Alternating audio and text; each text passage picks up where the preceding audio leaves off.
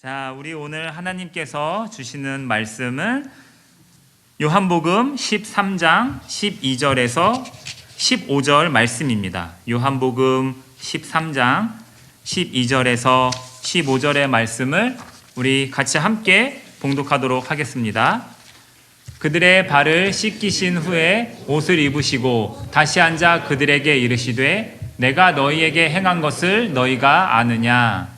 너희가 나를 선생이라 또는 주라 하니 너희 말이 옳도다. 내가 그러하다. 내가 주와 또는 선생이 되어 너희 발을 씻었으니 너희도 서로 발을 씻어주는 것이 옳으니라. 내가 너희에게 행한 것 같이 너희도 행하게 하려 하여 본을 보였노라. 아멘. 지금 밖에 바람이 굉장히 많이 불고 있습니다.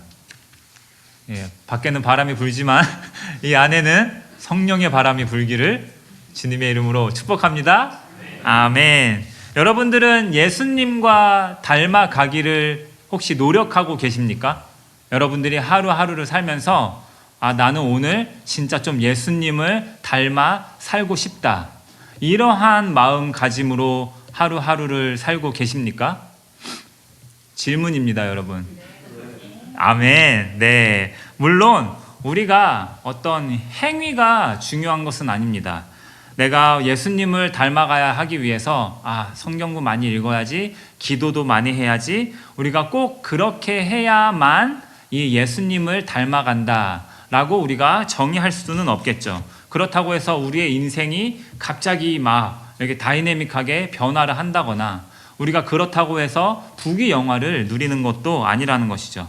만일 우리가 우리의 행위대로 구원을 받는다면 지금 이 자리에 구원을 받을 수 있는 사람은 과연 몇이나 될까? 한 명도 없다라고 성경은 이야기하죠. 세상에 의인은 없다라고 이야기하고 있습니다. 왜냐하면 완벽한 사람은 없기 때문입니다. 우리 사람은 다 불완전한 존재라는 것이죠. 하지만 이 세상은 우리에게 이 완벽을 이렇게 자꾸 부추깁니다. 완벽하라고 우리를 계속 그 완벽을 추구하기 위해서 우리를 그 완벽의 길로 자꾸 부추기는 것이죠.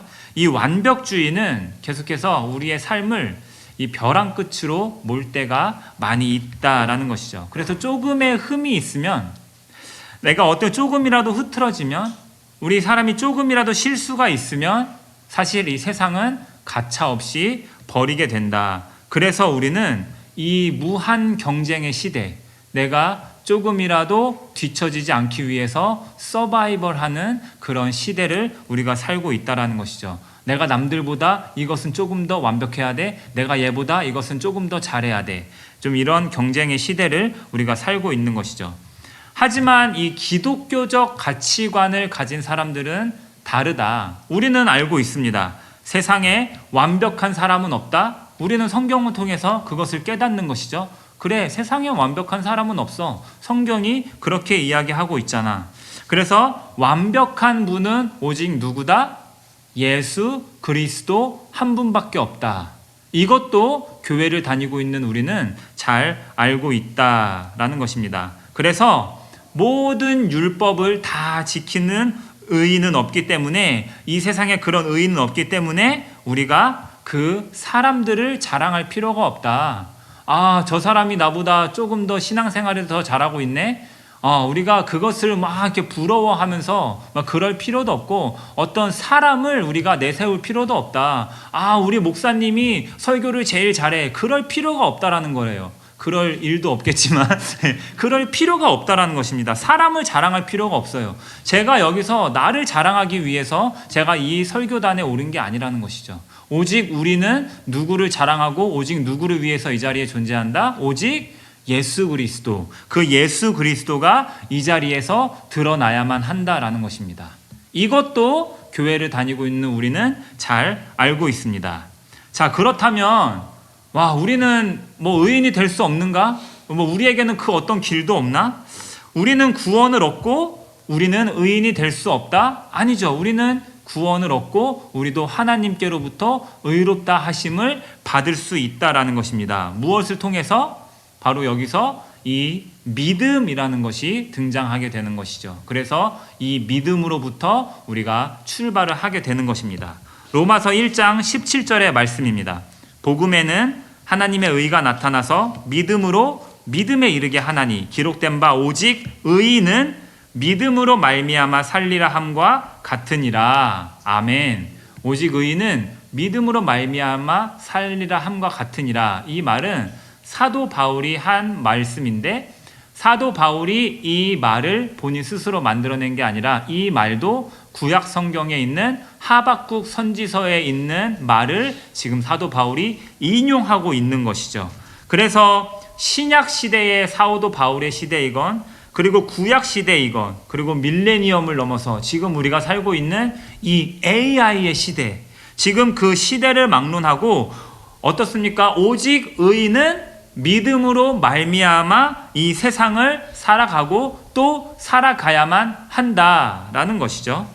그런데 또한 이 믿음으로 우리가 구원을 얻고 그래서 우리가 의인이 되지만 이 믿음이라는 것에 또 이 행위가 뒤따라야 한다라는 것입니다.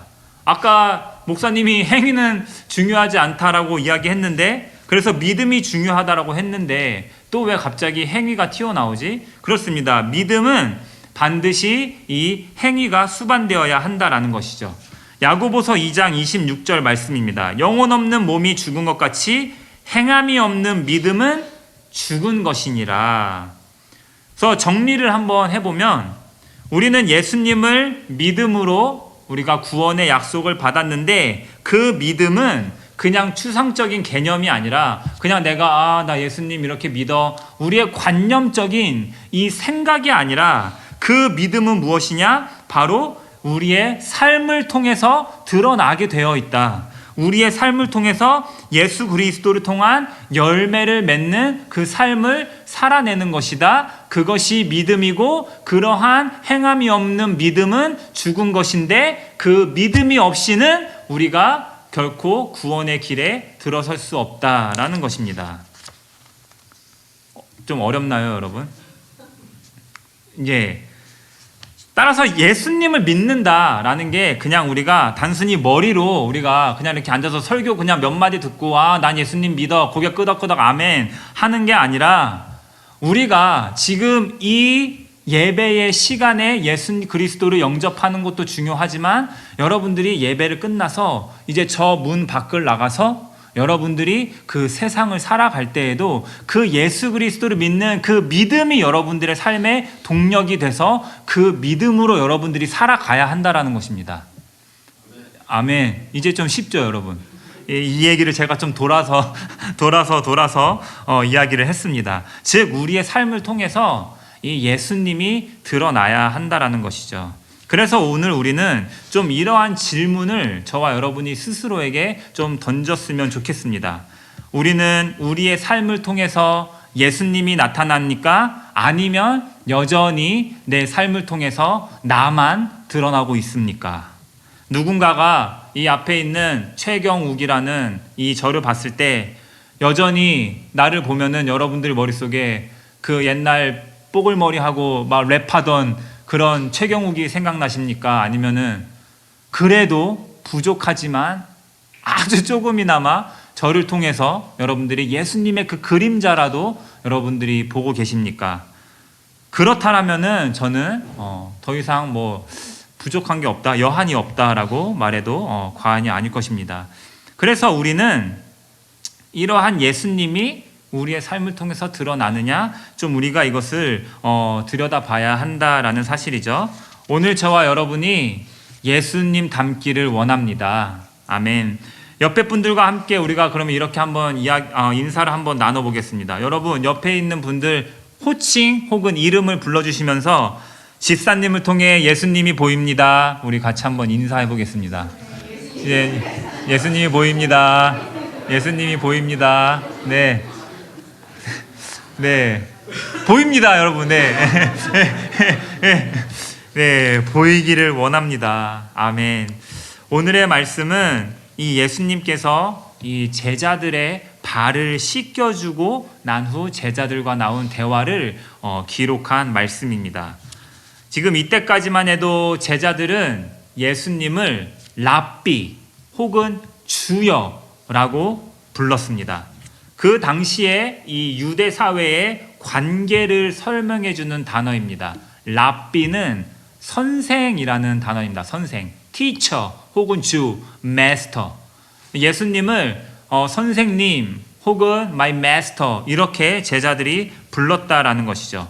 이것은 어떤 사람에게 권위를 주는 호칭입니다. 특히 유대 사회에서 그 당시 사회의 최고의 권위를 주는 호칭이 바로 랍비 혹은 마스터라는 호칭이라는 것이죠. 그래서 그 단어 안에는 이 격이 있고 권위가 있었다라는 것입니다. 한마디로 예수님은 제자들보다 조금 어떻게 보면 위에 있는 어떤 권위적인 이 상하의 그 관계의 느낌이 많이 나는 분이셨다라는 것을 지금 이 호칭을 통해서 우리가 알 수 있는 것이죠. 요즘 시대에 우리가 아무리 이 평등을 이야기하지만 우리들 가운데에도 여전히 이러한 관계가 있음을 우리가 알 수 있습니다. 특별히 한국 사회는 더 그렇죠. 우리 여기 한국에서 다 우리가 왔지 않습니까? 한국 사회에서는 특별히 이 군대 문화도 있기 때문에 이 상하의 관계에 대한 개념이 어떻게 보면 미국에 있는 이세들보다 좀 우리가 더 뚜렷하지 않나 그런 생각을 해보게 됩니다. 또 옛날에 그 한국에는 군사부 일차라는 말 아시죠, 여러분? 군, 임금, 군, 사, 스승사, 부, 아비부, 일체. 임금과 스승과 아버지는 하나다. 그들의 그림자도 밟으면 안 된다. 이러한 어떤 상하의 관계가 굉장히 뚜렷한 말도 있었다라는 것이죠. 요즘 한국의 교권이 많이 실추됐다고 들었습니다. 제가 학교 다닐 때만 해도 저는 굉장히 많이 맞고 학교 생활을 했던 사람입니다. 좀 많이 맞게 생기지 않았습니까? 굉장히 많이 맞고 사는데 요즘에는 이 학교 내에서 이 체벌이 아예 안 되죠. 여러분 세대도 아예 안 됐죠. 선생님이 여러분 못 때렸죠. 핸드폰 들고 이렇게 찍고 이래서. 아니에요? 많이 맞았어요, 여러분들? 몇 명 좀 맞았을 것 같은 친구들이 있긴 한데 네, 그만큼 이 어떤 관계적인 것들, 이 교회 안에서도 그러한 문화가 있죠. 우리가 서로를 직분으로 부릅니다. 제가 김동표 집사님을 집사님 이렇게 부르지 아저씨 이렇게 안 부른다라는 거죠. 그러면 이게 말도 안 되는 거예요. 여러분들이 저한테 목사님이 아니라 경씨 뭐라고 형 누나 뭐 이렇게 부르지 않는다라는 것이죠. 왜냐하면은 이 교회 안에도 서로를 존중해주고 그 격이 있다라는 거예요. 제가 어떤 분을 부를 때 어떤 집사님, 안수 집사님 이렇게 서로의 격이 있고 그 안에 권위가 있다라는 것이죠. 오늘 예수님께서 제자들의 발을 씻겨주신 후에 이 선생이나 주라는 관계의 용어를 가지고 예수님이 이것을 가지고 말씀을 이어나갑니다. 그래, 니네가 나를 선생 혹은 주라고 불렀는데 그게 맞다. 내가 선생 혹은 주가 되어서 지금 너네들의 발을 씻어주고 있으니까 너네도 나처럼 이렇게 해라 라고 말씀을 하고 있는 것이죠. 굳이 이런 말씀을 하신 이유가 무엇이냐? 그 당시 문화로 선생이나 주가 발을 씻겨준다라는 것은 상상할 수도 없었던 일이었다. 발을 씻어주는 건 그때 당시 유대 문화에서 오직 종만이, 이 slave, 종들만이 할 수 있는 servant들만이 할 수 있는 일이 바로 발을 씻겨주는 일이었죠. 그때 당시 유대 근동 문화는 이렇게 우리같이 이런 아스팔트 바닥이 아닙니다. 이런 아주 좋은 잘 닦인 길이 아니에요. 완전 흙먼지로 덮인 길이에요. 그리고 그들은 이 샌들을 신고 다녔습니다. 샌들. 그래서 밖에 나갔다가 집에 오면 무조건 발을 씻어야 돼요. 그 발에 있는 뭐 흙먼지들, 모래들 이런 걸 무조건 씻어야 되는데 그 발을 누가 씻어주냐? 이 종들이 와서 그 발을 씻어줘야만 했다라는 것이죠. 그런데 예수님은 그 당시에 그런 문화를 완전히 깨버리는 이 내가 너네들의 선생이네 주인데 내가 지금 너네들의 발을 씻겨주고 있어 라는 것이죠. 지금 구태여 이렇게 이야기를 하고 있는 것이죠. 그렇기 때문에 지금 제자들이 이 부분에서 전혀 이 예수님의 행동을 이해 못하고 지금 상황이 어떤 상황이냐면 지금 내가 발을 예수님이 내 발을 씻겨주는 게 맞는 거야? 지금 쭈뼛쭈뼛대고 웅성웅성대고 약간 분위기가 이상한 방향으로 흘러들어가고 있었다라는 것이죠. 그런데 예수님께서는 굳이 이렇게 하신 이유가 있었다라는 거예요. 분명한 이 목적을 가지고 지금 이 일을 행하고 있었다라는 것입니다. 그것이 바로 오늘 15절의 말씀입니다. 내가 너희에게 행한 것 같이 너희도 행하게 하려 하여 내가 본을 보였노라. 내가 지금 샘플이 돼 주었다라는 거예요. 내가 너네들이 이것을 똑같이 하게 하기 위해서 내가 선생이나 주이지만 그런 거 상관없이 내가 지금 너희들의 발을 씻겨주고 있다. 선생이나 주가 돼서 씻겨주고 있으니 너희들도 나중에 나처럼 이렇게 똑같이 행동을 하기 위해서 내가 지금 본을 보여줬다라는 것입니다. 그렇습니다. 그 목적이 무엇입니까? 바로 본을 보여주기 위해서. 그래서 여러분들 스승 중에 정말 좋은 스승이 어떤 스승입니까? 여러분들 스승 중에 정말 좋은 스승은 바로 본을 보여주는 스승이 좋은 스승이다라는 것이죠. 100마디 아무리 말 많이 해도 자기가 본을 보이지 않으면 거기에는 권위가 서지 않는다라는 것입니다. 제가 이 중학교 3학년 때의 일화입니다. 아직도 선생님 이름을 기억하는데 우상을이라는 선생님이었습니다.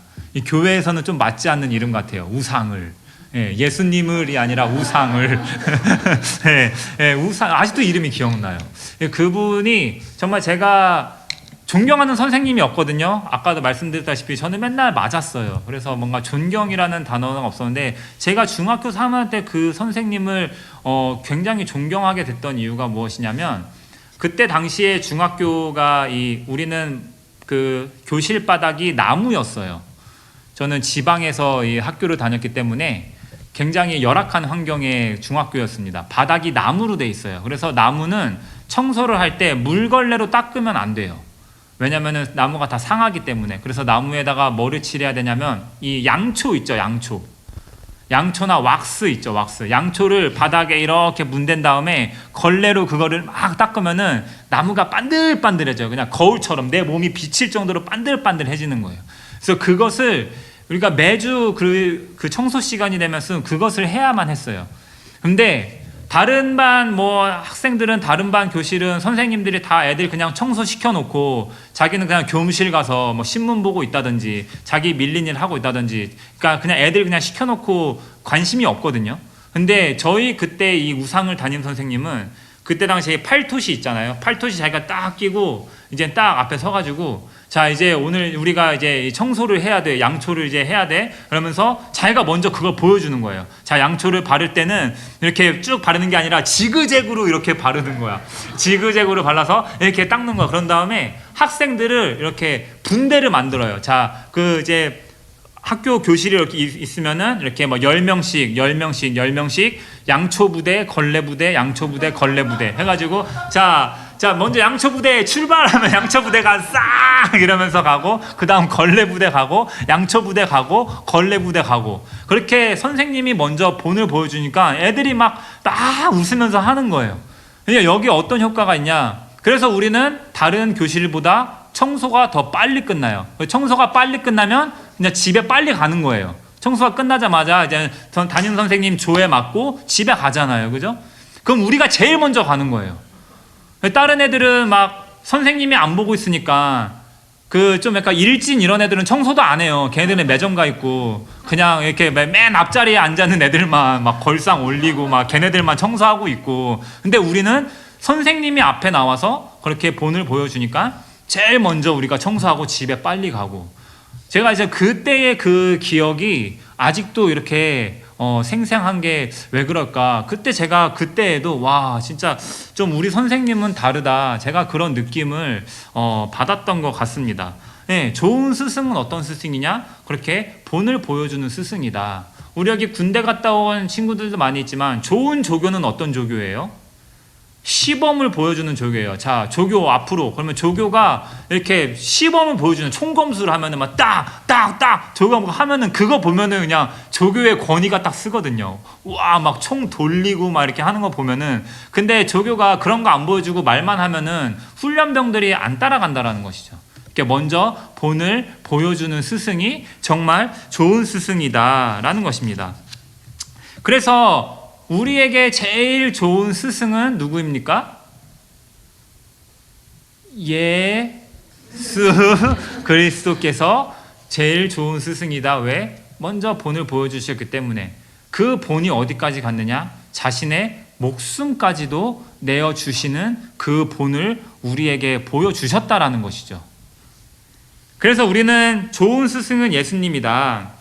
자, 우리가 여기까지는 이제 잘 아는데, 정말 중요한 건 뭐냐면, 자, 이렇게 아무리 우리에게 좋은 스승이 있어도, 아무리 우리에게 일만 스승이 있어도, 우리가 좋은 제자가 되지 않으면 아무 소용이 없다라는 것입니다. 그렇다면 여러분, 좋은 제자는 어떤 제자이겠습니까? 좋은 제자는 바로 스승이 본을 보여준 대로 행하는 제자가 제일 좋은 제자라는 것이죠.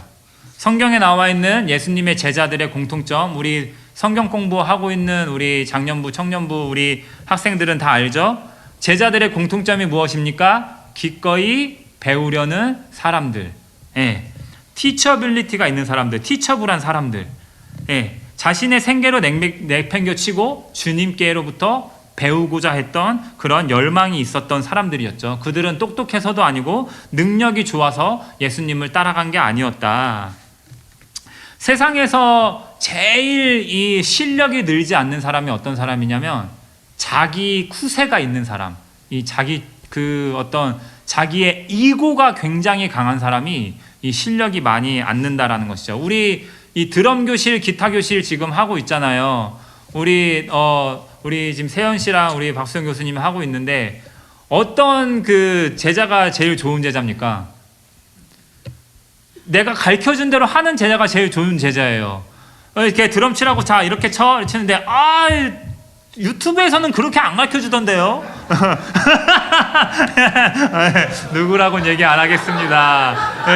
누구라고는 얘기 안 하겠지만 지금 손가락질이 난무하고 있습니다. 그런 제자, 막 자꾸 이렇게 야, 하라는 대로 해. 그게 있잖아요. 하라는 대로 열심히 이렇게 똑같이 하는 제자가 실력이 확 느는 거죠. 여러분, 막 그런 거 있잖아요. 뭐 골프 우리 치시는 분 계시지만, 골프가 실력이 언제 제일 안 느냐면은 자기가 조금 어느 정도 됐다고 생각했을 때 그때가 제일 안 는다라고 합니다. 근데 거기서 이거를 넘어가는 게 굉장히 어렵다라고 합니다. 이게 가르쳐준 사람이 하는 대로 그대로 하는 그 사람이 실력이 제일 많이 는다. 그러한 제자가 제일 좋은 제자다라는 것이죠. 그렇습니다, 여러분. 이와 마찬가지라는 것이죠. 우리의 삶을 통해서 예수님이 드러나기 위해서는 우리가 예수님께서 우리에게 본을 보여주신 그대로 우리가 살아내야 하는 것입니다. 자꾸 나의 방식대로, 자꾸 나의 고집대로, 나의 이고를 가지고 내가 예수님을 따라간다? 그렇다면 예수님께서 나의 삶을 통해 드러날 수가 없다라는 것입니다. 예수님은 나를 부인하고 나의 십자가를 지고 나의 이고, 나의 고집, 나의 강한 이 성격, 네가 그런 거 다 버리고 너도 너의 십자가를 지고 나를 따라와, 이렇게 이야기했는데, 아직도 나의 그 이고와 나의 집념이 강해서 예수님, 난 이거는 절대 못 버리겠습니다. 예수님, 내가 이제 결혼을 해야 되는데 결혼만 하고 따라갈게요. 내가 소 팔아야 되는데 소 팔고 따라갈게요. 계속 익스큐즈가 있고, 아직 내가 할 일이 끝나지 않아서 내가 요거 끝나면 예수님을 따라갈게요. 내가 오늘 중요한 모임이 있어서 내가 주일 예배는 다음 주에 참석을 할게요. 여전히 내 삶의 방식을 계속해서 고수하면서 여전히 내 모습을 버리지 못하고 내가 우리의 삶을 통해서 예수님을 드러낼 수 있다. 여기에 우리가 좀 우리 스스로에게 좀 도전을 하고 질문을 해야 한다라는 것입니다. 예수님 앞에서도 자꾸 내 방식, 나의 습관, 나의 고집대로 한다면 우리는 결코 예수님을 통해서 배울 수 없고 예수님이 우리에게 뭘 원하는지도 우리가 잘 알지 못한다라는 것입니다. 여러분, 성경에 나와 있는 마르다와 마리아 이야기를 잘 알 것입니다. 마르다는요, 계속 바쁩니다. 근데 마리아는 예수님 앞에 딱 앉아서 예수님이 뭘 원하는지, 예수님이 무슨 말을 하는지 들을 준비가 되어 있었다라는 것입니다. 마르다는 자신의 습관대로 한 것입니다. 뭐 딱히 마르다가 잘못한 건 아니에요. 오히려 잘한 거죠. 자기 집에 귀한 손님이 오셨으니까, 예수님이 오셨으니까 어떻게 하면 내가 예수님께 더 좋은 음식을 내어드릴까? 내가 어떻게 하면 이 예수님을 더 잘 대접할 수 있을까? 지금 마르다는 잘못한 게 전혀 없어요. 그는 그가 원래 했던 방식대로 한 거예요. 자기의 집에 귀한 손님이 오면 귀한 대접을 해주려고 노력한 것 뿐이죠. 어떻게 보면 예수님을 대하는 방식도 우리가 이러한 모습이 굉장히 많을 때가 있다라는 것이죠. 내가 어떻게 하면 내가 예수님께 잘 보일까? 내가 어떻게 하면은 예수님이 좋아할까? 우리가 이럴 때가 좀 많이 있지 않습니까? 그래서 예수님을 위해서 나는 열심을 내고 있는데, 나는 계속해서 열심을 내고 있는데 별로 열심을 내고 있지 않은 것 같은 사람이 나보다 더 복을 많이 받고 있는 것 같아. 여러분, 혹시 이런 모습 보고 마음 안에 서운함이 있었습니까? 불평이 있었습니까? 지금 마르다는 그러한 마음의 서운함과 불평이 있는 거예요. 나는 이렇게 열심히 일하고 있는데 마리아 쟤는 나 도와주지도 않고 그냥 예수님 앞에 앉아있네. 그래서 예수님한테 가서 지금 따지는 거예요.